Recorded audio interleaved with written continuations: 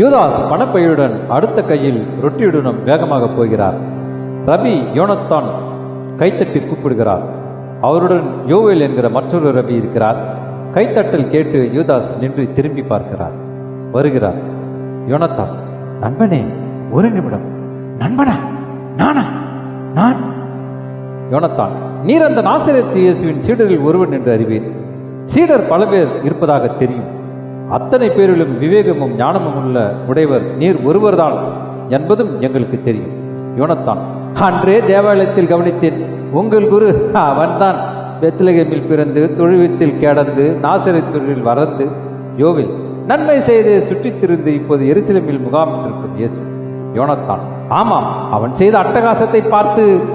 யோவேல், பலர் தாவீதின் மகனே வாழ்க வாழ்க என்றனர். அவர் தாவீதின் மகன் என்று நாங்களும் நம்புகிறோம். யோனத்தான் கோபமாக, யோவேல், என்ன பேசுகிறீர்? யோவேல், இவையெல்லாம் நாங்கள் உண்மை நண்பரே என்பதற்கு காரணம்.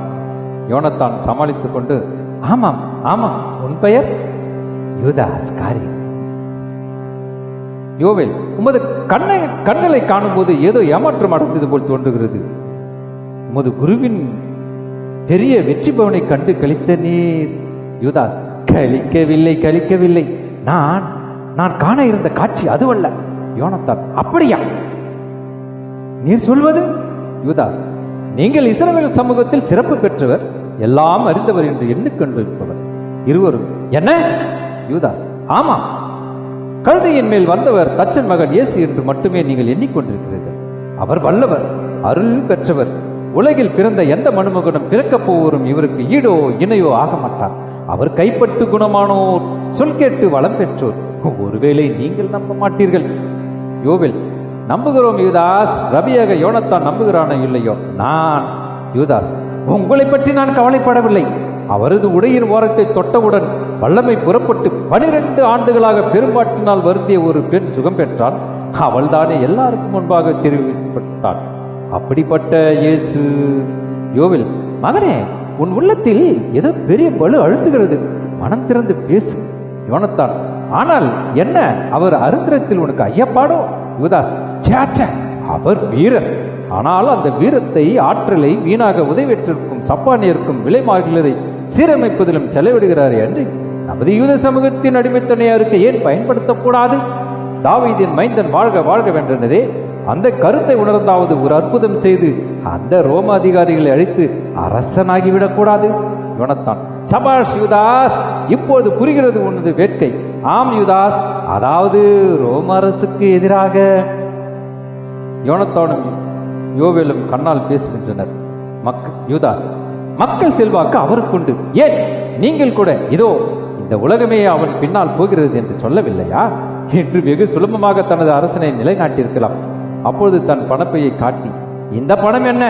இந்த அரசின் செல்வத்தையே நான் ஆண்டிருப்பேன். எல்லாம் ஏமாற்றம் தான். யோவேல் அவன் முதுகில் தட்டி, ஏமாற்றம் கோழைகளுக்குத்தான் ஏற்படும் யூதாஸ், நீ புத்திசாலி.